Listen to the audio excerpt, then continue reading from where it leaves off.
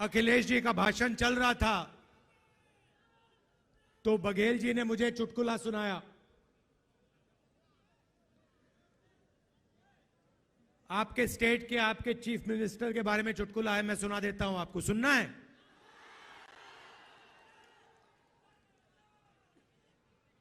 तो आपके chief minister governor के यहां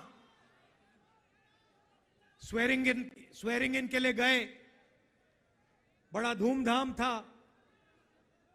वहां पे बीजेपी के नेता बैठे थे, गवर्नर साहब बैठे थे, सब एमएलए बैठे थे। स्वेरिंग इन होती है, शपथ लेते हैं चीफ मिनिस्टर का।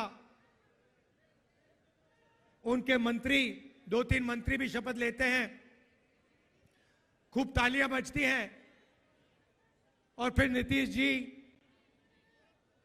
निकल जाते हैं, वापस सीएम हाउस की ओर चल जाते हैं। गाड़ी में पता लगता है कि वो अपना शॉल गवर्नर के घर में छोड़ आए। तो ड्राइवर से कहते हैं, भैया चलो, वापस चलो, शॉल उठाना है। तो ड्राइवर गाड़ी घुमाता है, गवर्नर के घर आता है। नीतीश जी निकलते हैं, गवर्नर के पास जाते हैं, दरवाजा खोलते हैं। गवर्नर कहते हैं, भाई इतनी जल्दी वापस आ गए? तो ये हालत है बिहार की। थोड़ा सा दबाव पड़ता है और यू टर्न ले लेते हैं।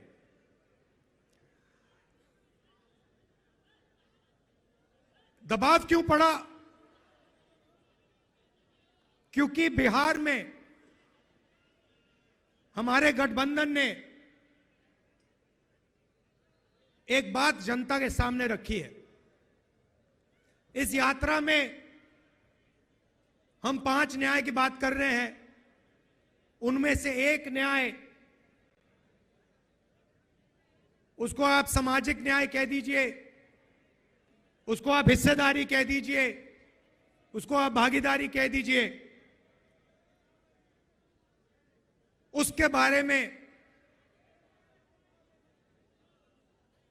हम काम कर रहे हैं। मैंने पहले भाषणों में कहा है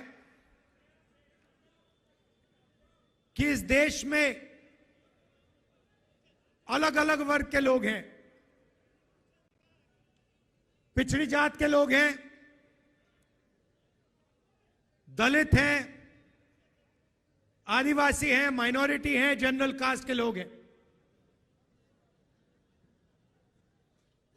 हर समाज में कमजोर लोग हैं। ओबीसी समाज देश का सबसे बड़ा समाज है। मगर अगर मैं आज आपसे पूछूं कि इस देश में ओबीसी समाज की आबादी कितनी है, आप इस सवाल का जवाब नहीं दे सकते। दे सकते हैं? कोई नहीं जानता। और मैं सिर्फ एक बात आपके सामने रखना चाहता हूं। आप देश के किसी भी सेक्टर को देख लो, सरकार की बात करनी है तो मैंने पिछले भाषणों में कहा, जो देश की सरकार को चलाते हैं 90 अफसर हैं, आईएएस के अफसर हैं। 90 में से 3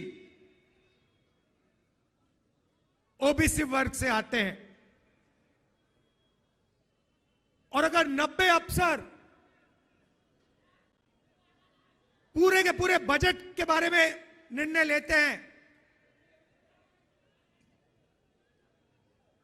तो ये ओबीसी अफसर 100 रुपए में से 5 रुपए का निर्णय लेते हैं। तो सरकार में ना ओबीसी की, ना दलित की, ना आदिवासी की भागीदारी है। सरकार को छोड़िए, हिंदुस्तान की सबसे बड़ी 500 कंपनीज को देख लीजिए, उनकी लिस्ट निकालिए, उनके मालिकों के नाम पढ़िए, आपको उन नाम में से एक दलित, एक आदिवासी, एक पिछड़ा नहीं मिलेगा।